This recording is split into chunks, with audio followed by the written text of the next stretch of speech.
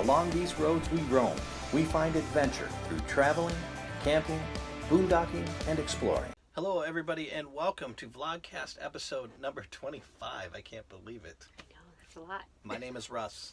And I'm Kerry. And we are the roads we roam. We're full-time RVers. We do this vlog 5 days a week, Monday through Friday. We also post a video on Saturday that we call our Faces and Places. In that video, you get to see kind of what we saw. The camera goes with us and we film certain aspects of our week. And things that we've talked about during our vlogs during the week, then you get to see what we were talking about. Yep, and we also have 2 opportunities for us to talk with you guys live. That is Friday night, 8 p.m. Eastern, and Sunday, 1 p.m. Eastern. We love that because we love interacting with y'all. And you know, this week it was a busy weekend. Mm-hmm. If you haven't checked in since Friday, we left Tennessee and we mooch docked with some friends, Kate and KV in Ackworth, Georgia. Yep. We actually had them as guest hosts on our Friday night wine. That was a lot of fun. It brought a whole different aspect to it. Was. So we did that, and we wound up, I had to take care of some work in the Atlanta area with my day job. So we did that. Temperatures kind of stayed the same. Now, we were totally unaware of Diego. I mean, it just, we're in Atlanta, so glad to be away from snow. And then I turned on the Weather Channel because we never really watch TV while we're in Teddy. No. And we actually stayed at a hotel for a little bit. And so I turned on the TV Weather Channel, and they're showing all this snow everywhere. It's crazy up there. I was grateful to be off the road. Yeah. During that time frame. I saw on Facebook one of the little guy Max users. I forget what his name is, but they were in the middle of that snow and that snowstorm in I think it was either South Carolina or North Carolina. But he said he was nice and warm. So see, the little guy Max is great. It's just I prefer not to travel in it, and I get grumpy when I'm in well, I wouldn't want to travel in it either. Hunkering down, you and I've had 16-degree nights. We've had multiple below freezing nights, not a problem. And I don't think snow would be a problem, really. I think where I would get real stressed out is if we were having to drive in that. Well, we did drive today, and we continued south. Yep. And we just pulled into a campground now. It's drizzling out. However, the low tonight should only be about 39. Oh, boy. Which is what we woke up to this morning. Yeah. And tomorrow, it's supposed to be sunny. What's sad is we were out packing up, and I don't think either one of us had a jacket on. We just kind of had some long sleeve shirts. We got used to it. And I didn't feel like 39. Boy, that's sad. We need to get to the warmer weather. I'm definitely looking forward to that for sure. Now, the topic of the day today, we kind of went back and forth on this. Now, if you tuned in for the coffee live stream yesterday, we kind of talked about the topic might be talking about Well, I think we're jumping the gun here real quick. There's one other thing that I wanted to talk about, and we were actually spotted. Oh, that's right. Yeah. Okay, so before we get into that. Rewind everything. We were actually spotted in Marietta. I saw a picture. That was so cool. I saw a picture on one of the Facebook forums. I probably would have missed it, but Liz DC, somebody else had an eagle eye, tagged us and she said, "Hey, aren't you guys in Georgia in a hotel?" Because we had talked about that earlier, and she said, "Is this a roads we roam spotting?" Yes, it was. So what it was, if you haven't seen it, somebody was in the hotel that we were in. Yeah. And they took a view from probably the 4th or 5th floor down into the parking lot with our setup. We were on the ground level. And it was funny. Russ was so we went today, on the way here today, it was really cool. We stopped by the Whistle Stop Cafe, which, if you're familiar with the movie Fried Green Tomatoes... Boy, we missed all kinds of things moving on to the topic of the show. Oh, well, I'm in a rush to talk about it. But we stopped there, and Russ was inside getting... Yes, we got fried green tomatoes. Yes, it was good. That'll be in our Faces and Places video on I Saturday. got video in there. The locals at the diner were just sitting there looking, and they were kind of had smiles. They were very nice, but they had smiles on their faces, and they were kind of laughing because there was myself and 2 other people in there filming everything. You know? I imagine it's a common happenstance. Yeah. Well, Russ was in there, and he was waiting for the food, so he saw this Facebook exchange, and so he sent me this picture with no context at first. So all of a sudden, I'm looking at that, thinking that somebody that he might have taken an up high view of me in the truck with the dogs. So I'm looking around, and they're all 1 or 2 story buildings. Where the heck is he taking that picture from? And then the follow up text comes after, and then I realized, wait a minute, that was us. And that was us at the hotel. Yep. So that was kind of cool. And thank you, Liz DC1, for catching that. Yeah, definitely. And whoever saw us, they were very complimentary. They said it's sweet. You know, it's a sweet rig, is what they said. The little guy Max is a sweet rig for sure. So now on to the topic of the day is nomads missing home, and it's not what you think. Yeah. I missed home quite badly, and when I say I missed home, can I go into this, or I'm not jumping the gun? Yeah, you can spill the beans. All right. Well, I missed Teddy. We were in this hotel room that it was a hotel with a suite. We had a bedroom plus a kitchen area and nothing fancy. We were at a Drury Inn. Yeah, but I mean it was a 2-bedroom hotel. Yeah. With all kinds of room, and I didn't feel comfortable. Well, you know what I found interesting about that whole exchange when Russ first said this? We're now referring to this as home. Yeah. You know, it's not a place per se, but it's the rig. And the rig is our home. Teddy is our home. And the fact that we referred to that without even thinking about it, without even being conscious of it, we missed it. And we were only in the hotel for 2 nights. Mm-hmm. And part of it, at first, for me, was just the convenience. If I wanted something, I had to keep running back outside to get it. Where when you're in your rig, you've got everything with you there. But the bed wasn't comfortable. It was huge. I think it was a king. Oh, it was. Yeah. But no, it was not nearly as comfortable. And you know, to be honest, now that I've been sleeping, when we first started, I was sleeping on the outside. Now I'm kind of sleeping on the inside. I've gotten used to that little wall there. And it I don't know if it's secure, a little extra security blanket or what, but I really like it. I protect you at night. Yep. That's right. He's a fraidy cat. No, I did. It just, the familiar surroundings. Yeah. Even Abby, I noticed she paced a lot more. Yeah. And she didn't settle down as much. And, you know, we had spent close to 6 weeks straight in our home. And to leave it, if we have the opportunity again, I would rather just stay in my trailer. Yeah, you know, I was a little apprehensive about doing it, and it wasn't really because I was thinking at the time that we were going to miss home. I was thinking, man, we've been in here 6 weeks. I don't want to break the streak, you know? But really, that's a different way of thinking about it, too, because this has become home, so there really is no streak to be worried about, you know? This is home. And maybe I was mistaking the streak of staying in Teddy for not wanting to be out of my home. Yeah, I can see that. I mean, there's just, you know, it's cozy. The lighting is cozy. Like you said, everything's pretty much within arm's reach, you know. You know, going back to an earlier vlogcast that we did, selecting the right RV for you, we walked through probably every type of RV you can imagine when we were searching. And I remember sitting at the dinette and just looking around, and I had that feeling of comfort. Yeah. Even though it was small. And I realized at the time, if I go with this, I'm giving up a lot of extra space, but it just felt right. And you're right, the warm lighting, the light cabinetry, it's what fit us best. And I think if you walk in and there's a kitty cat outside, see, you never know what you'll see. Sorry.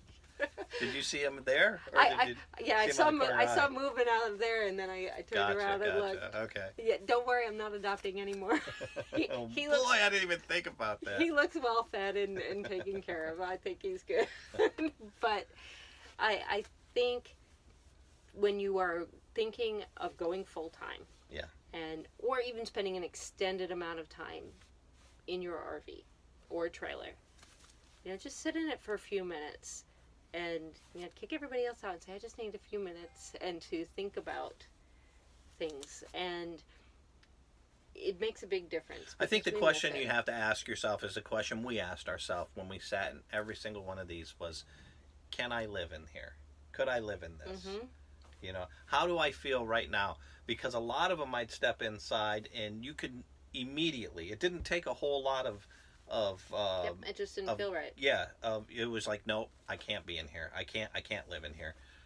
Whereas, when we were in here, we said, yes, we can totally live in here. So for people that are wondering if we have cabin fever, we haven't experienced it yet. No. I'm expecting it to. I've kind of prepped myself for it. And I know when it does happen, I still may go a little crazy. But it hasn't happened yet. And this may sound corny, and I don't want anybody to think that, they're just saying this for the camera. Me. Well, yeah, for so long, you and I have really, whether it was because we didn't know anybody, because we were moving a lot with the military and different careers, or whether it was we didn't have a whole lot of money to go out which was in the quite beginning. Often. We spent a lot of time. We became best friends, and we ended up, if given a choice, I always would choose to hang out with you, other than guy friends, and you pretty much did the same thing for me. We never had a guys' night out or a girls' night out. And it wasn't because we didn't want the other one to do it. I think you and I just chose to be with each other. And one thing that always used to, and it's true, I always used to say, no matter how bad of a day I had, how horrible my day was, I know when I get home, Carrie's there, the kids are there, and everything's okay. So I think that's kind of how it is here. As long as you and I are together, it doesn't matter if we're in this huge mansion or we're in a 18-foot long trailer, everything's okay. When you think of missing home, I don't miss the place, and I definitely don't miss what home is, and home is us, because it's here, So was it home in the hotel? Well, the feeling in the hotel was more, I'm just not comfortable in here. I don't know it. You become very intimate with every square inch of this place here. But I'm just trying to think about, from somebody looking from the outside, maybe things that we do miss. What is there anything that you miss about? No. But I think the lesson here, when a lot of people are thinking about going on nomadic or a full-time RV, and then they're going through that downsizing process. And I was just talking about this with one of my colleagues yesterday for work, that you think it's going to be easy, and then you start that downsizing, and that emotional tug as you're letting go of all those things is very, very tough.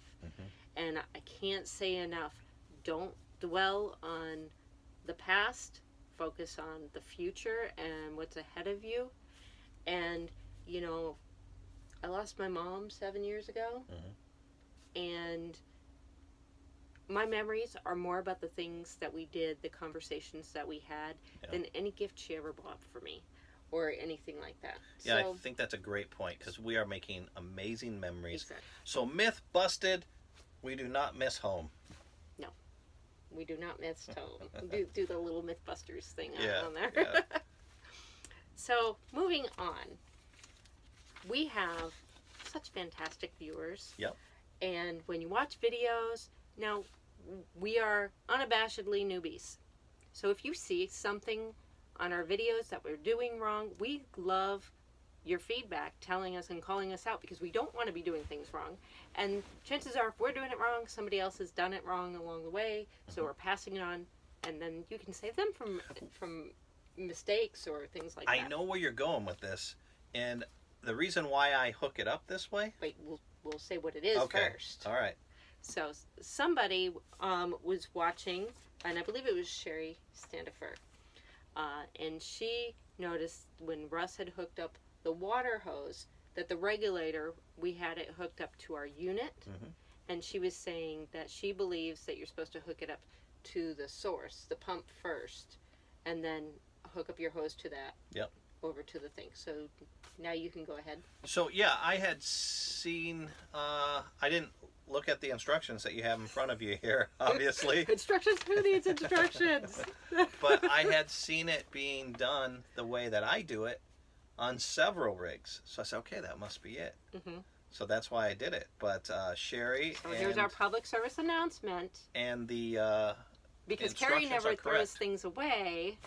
I pulled out the instructions and said, no, she's right, Russ. Yeah. So from now on, we will hook it up the right way. Honestly, it's a lot easier to hook it up that way too, because trying to get the male part to hook up into the female part of this is a little bit, I have to use my fingers and So for those of you that don't know, you get a water pressure regulator because when you hook up to city or park or campground things, the pressure could be, it's not.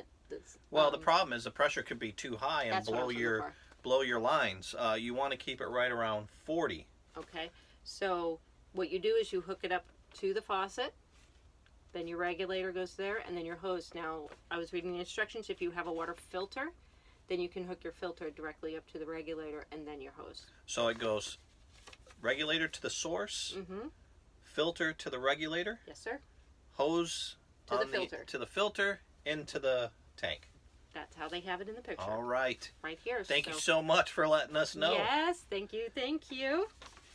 All right, and then we have the final celebration. We found out that Liz DC won. Yes. Got her little guy Max. Yay! Fantastic. Congratulations. She's been saying it now for a week or so that they are getting it. She posted pictures and everything. I know they're super psyched. And we're very, very happy for you. Yeah, definitely. Now, we are going to have a busy week this week. So back on the road. Man. I'm like all energized. Me too.